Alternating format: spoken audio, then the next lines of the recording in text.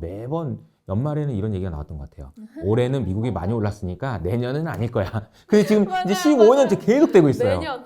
그래서 이번에는 어떻게 봐야 되는지. 제가 책에도 다뤘지만 사실 그런 말들은 저는 이제 좀 질려요. 그런 말 안 하셨으면 좋겠어요. 네. 사실 굉장히 단편적인 얘기잖아요. 네. 근데 이 미국이라는 나라를 다시 처음부터 근간에서부터 살펴본다면 미국이라는 나라는 매년 성장을 해도 이상하지 않은 나라라고 저는 생각을 해요. 그렇게 생각하는 이유는 5가지예요. 그래서 이 5가지 이유에서 2025년 미국 증시는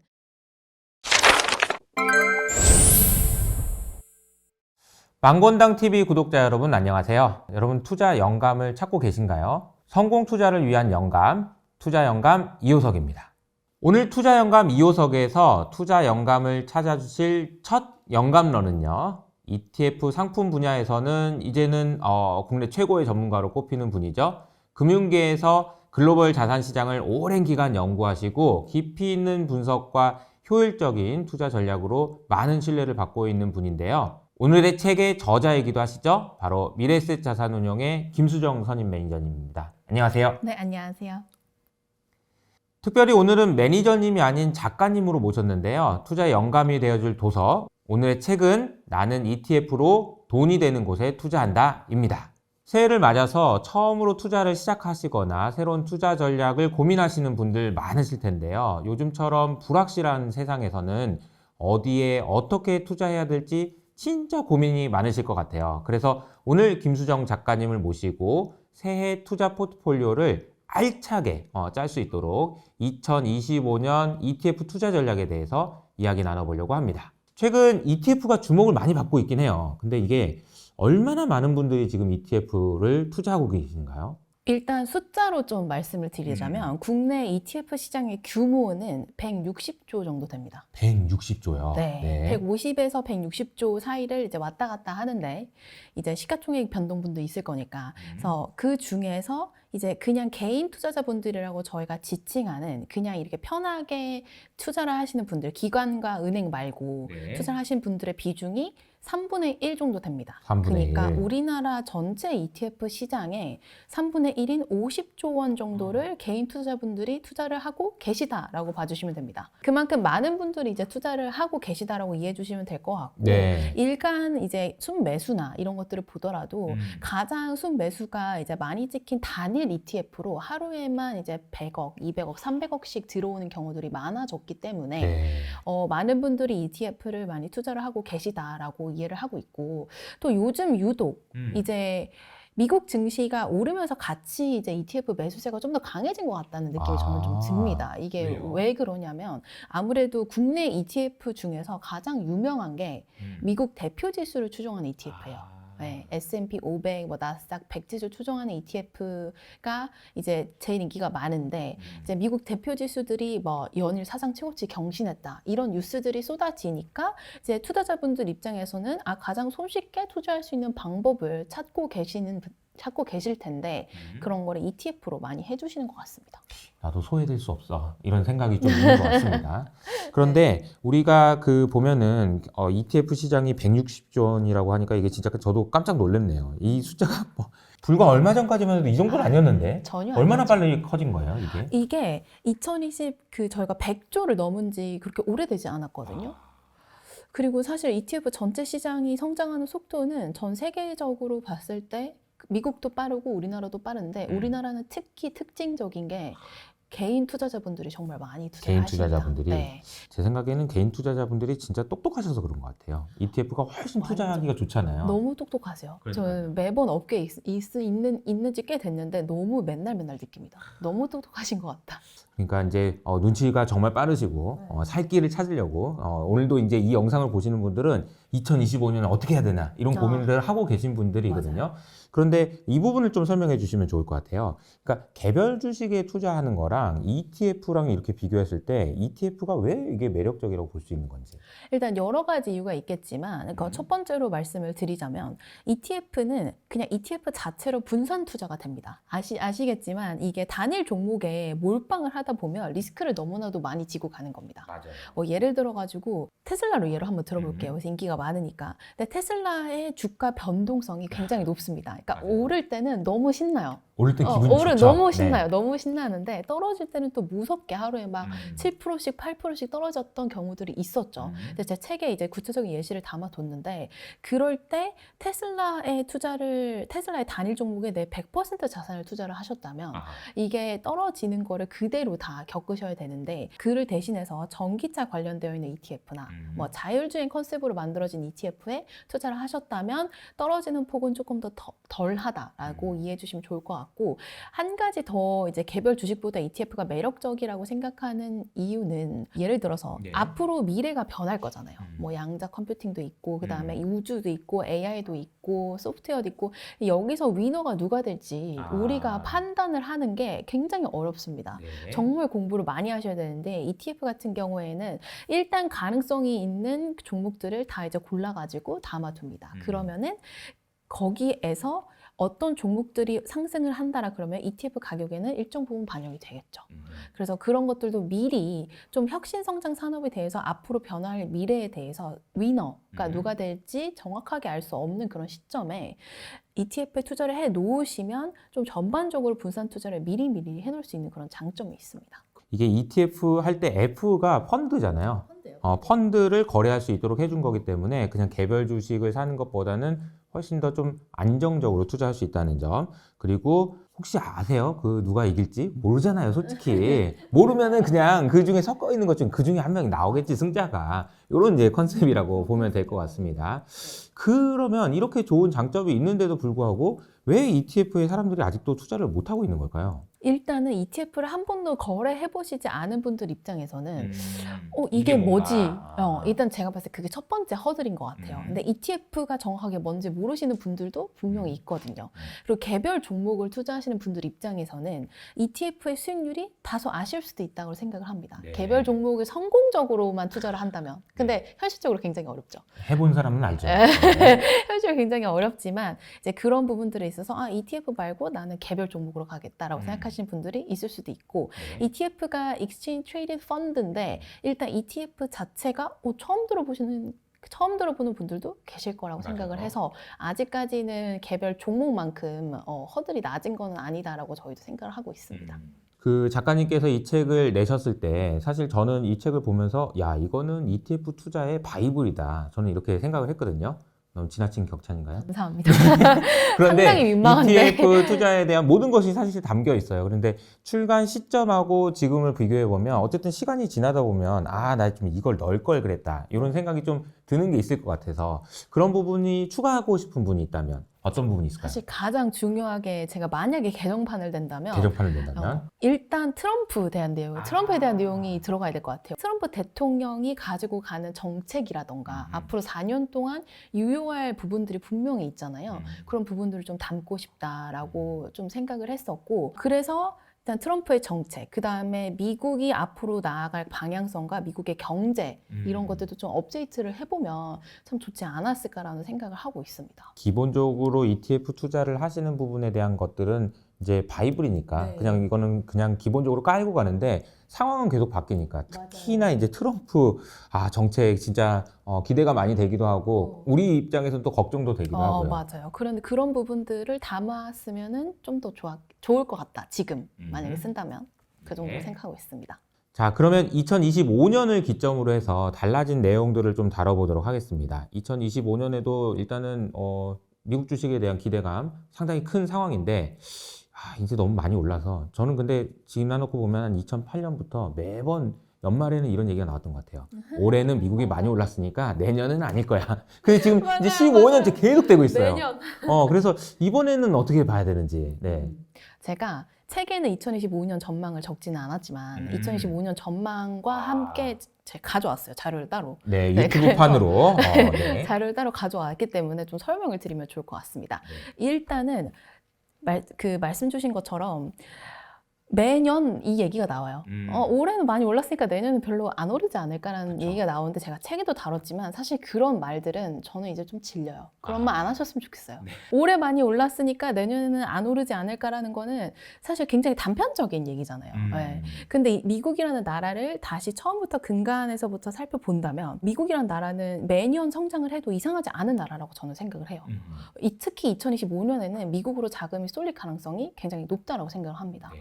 그렇게 생각하는 이유는 5가지예요. 그냥 제가 정확하게 5가지. 5가지. 책에는 담지 못했는데 5가지. 네. 첫 번째, GDP 성장률. 음. 이거는 제가 IMF 책에도 담아놨는데 IMF에서 월드 이코노믹 아웃룩을 이제 발간을 합니다. 1년에 네. 한 4번 정도. 근데 그거의 제목과 그 다음에 한 29페이지 정도에 나오는 그 국가별로 경제 성장률 전망을 네. 한번 봐주세요라고 책에 적어놨는데 네. 그거를 10월 달에 나온 거를 전 당연히 봤죠. 근데 거기서 GDP 상향 조정을 한 국가는 미국밖에 없어요. 선진국 중에, 네. 주요국 중에.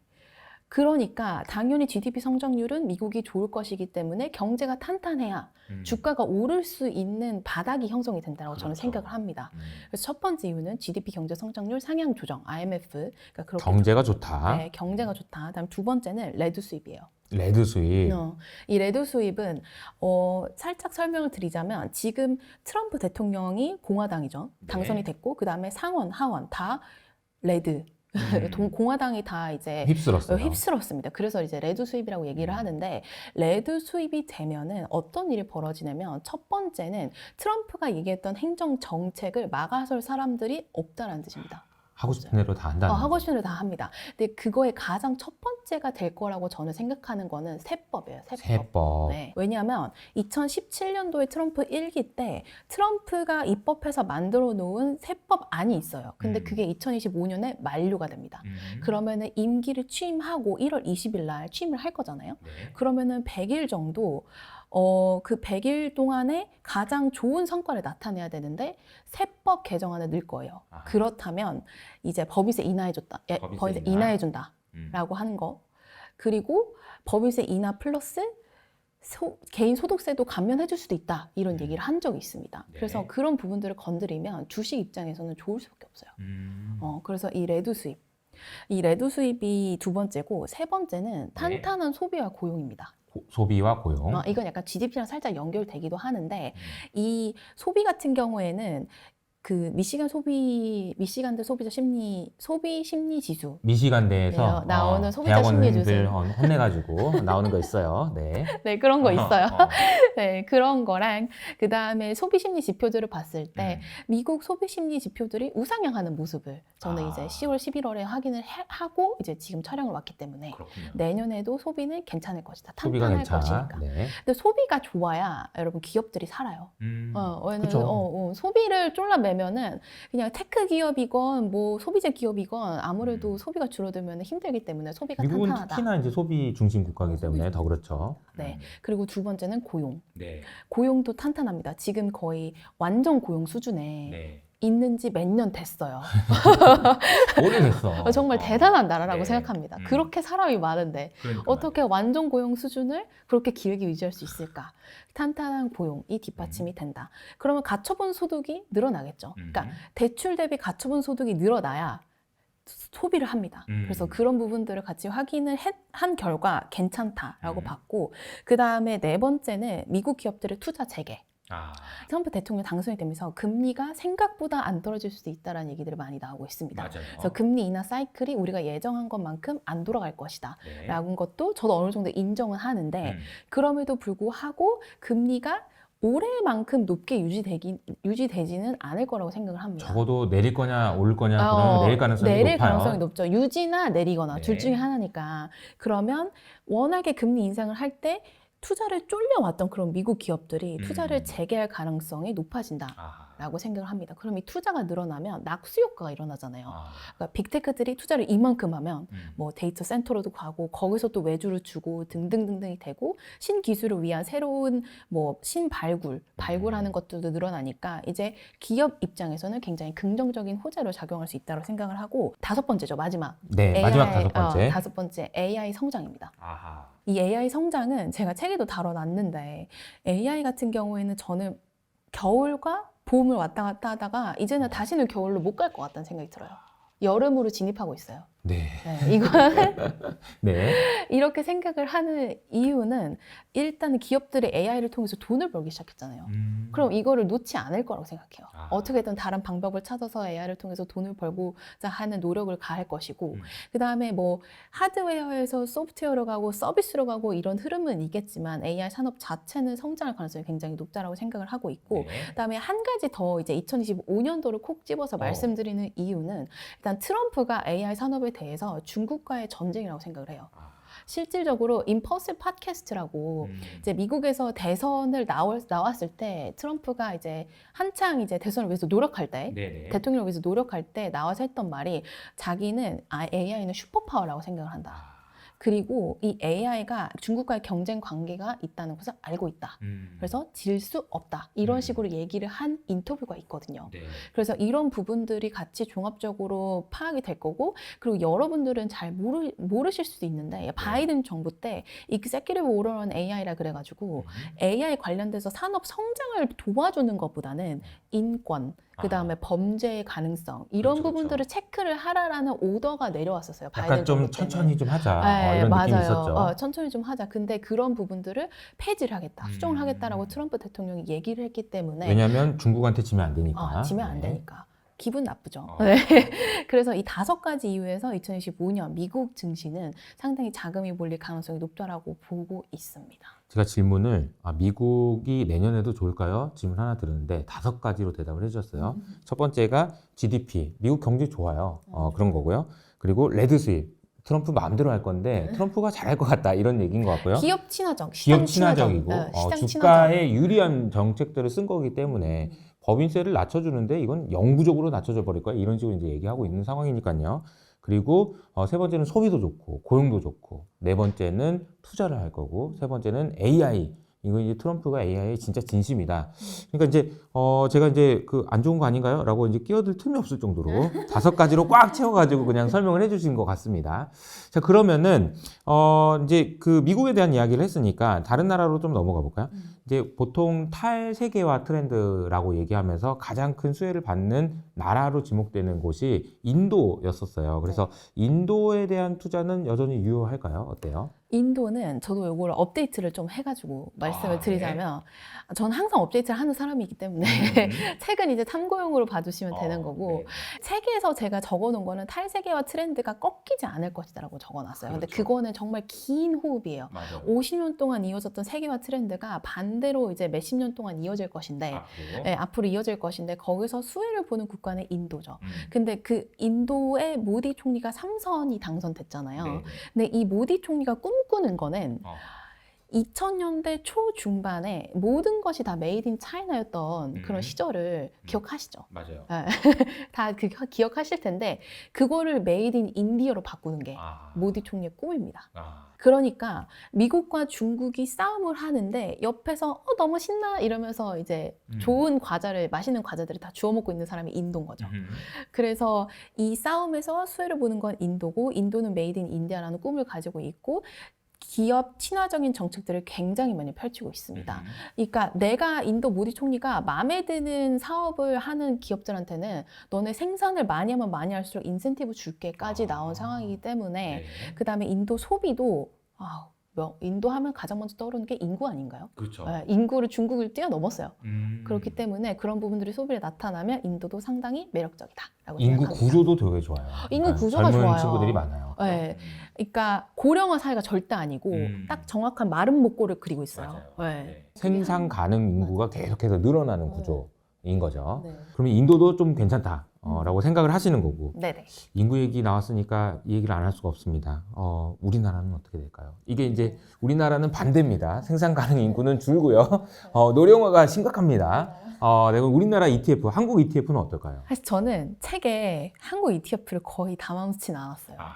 네. 왜냐면 냉정합니다. 냉정해요. 냉철한 전문가예요. 네. 냉정합니다.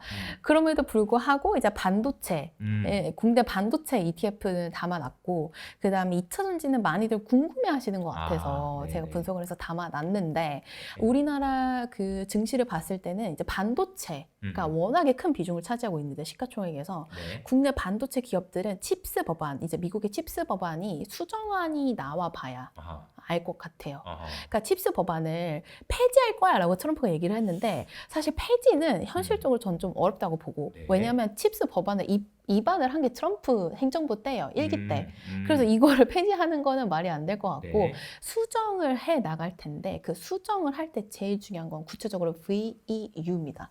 이 VEU가 그러니까 협력 업체한테 그건 좀 봐줄게 라고 얘기하는 거예요. 근데 네. 국내 기업들은 대부분 다 협력 업체로 해서 좀 봐줬거든요. 그 칩스 법안에서. 그래서 한국과 일본과 대만이 다 이제 묶여서 좋았던 건데 네. 이제 그런 부분들이 좀 어떤 식으로 해야 정해지는지 될 것 같아요. 좀 지나가 봐야 할 것 같습니다. 네.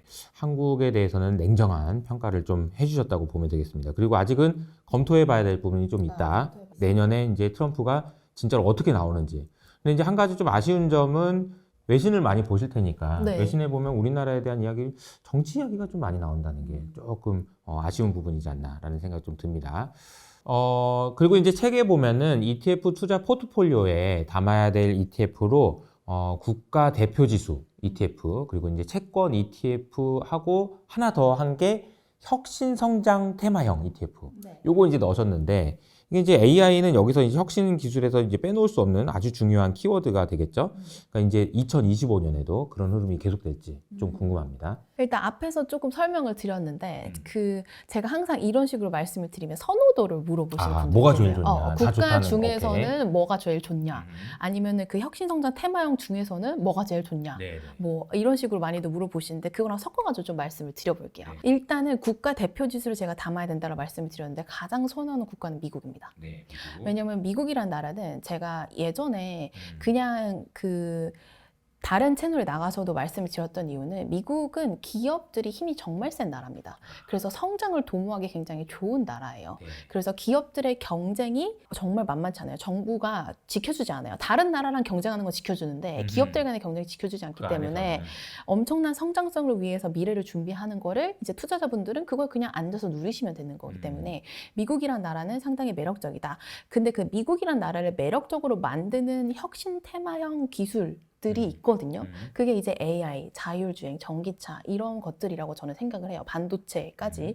그래서 이제 혁신성장 테마형은 제가 책에 담아놓은 게 AI, 그 다음에 뭐 자율주행, 테슬라를 대표로 해가지고 그 다음에 뭐 반도체 그리고 메타버스 이런 부분들을 다 담아놨는데 지금 상황으로 봤을 때는 AI를 보시는 게 전 좋을 것 같고 네, AI 하드웨어와 소프트웨어로 넘어가는 그 구간 어딘가에 있다고 생각을 하고 AI 하드웨어에서도 아직 끝나지 않았어요. 맞아요. 네, 또 시작되더라고요. 네, 아직 끝나지 않았어요. 또 시작되고 있기 때문에 그런 것들을 10분 누릴 수 있는 혁신성장 테마 ETF에 투자를 하시는 것도 좋은 방법이고 그러니까 그 다음으로는 이제 자율주행 부분인데 자율주행과 전기차인데 사실 미국과 중국이 이렇게 나눠져 있죠. 근데 거기서 이제 선호도를 물어보신다면 저는 미국 자율주행이라고 생각을 하는데 이 미국의 자율주행과 전기차를 독식하고 있는 회사는 테슬라고 그 다음에 자율주행을 조금 하고 있는 회사는 이제 구글의 산하에 있는 웨이모라는 회사이기 때문에 그런 것들도 같이 생각해 보시면 좋을 것 같고 메타버스도 제가 적어놨는데 메타버스라는 테마가 사라진 건 아니에요. 근데 이제 AI에 관련돼 있는 주식들도 다 메타버스 주식들인 경우들이 많아서 이제 그런 부분들도 저희가 조금 기대해 볼 수 있겠지만 지금 상황에서는 AI와 자율주행과 그 전기차를 조금 보시는 거를 말씀을 드리고 싶습니다. ETF에 대한 설명 그리고 2025년에 주목하셔야 되는 ETF에 대한 이야기를 나눠봤습니다. 이 책에 있는 내용 중에서 한 문장을 꼽는다면 어떤 문장을 좀 꼽아주시겠어요? 제가 이걸 말씀드리면 약간 쟤는 미국만 좋아한다 이렇게 얘기하실 수 있는데 객관적으로 봤을 때 객관적이고 솔직하게 미국을 꼭 봐야 하는 이유는 간단하다. 자본주의가 근간인 나라이기 때문이다. 이걸 좀 곱씹어 보셨으면 좋겠어요. 자본주의, 미국이란 나라에 대해서 한번 곱씹어 보는 시간을 가지셨으면 좋겠습니다. 배당금도 좋고 수익률도 좋은 ETF가 있다면 소개 한번 부탁드리겠습니다. 항상 어려운 거를 요구를 하세요. 조금 더 어려운 네, 거. 배당금도 좋고 수익률도 좋은 ETF 너무 어렵지 않나요?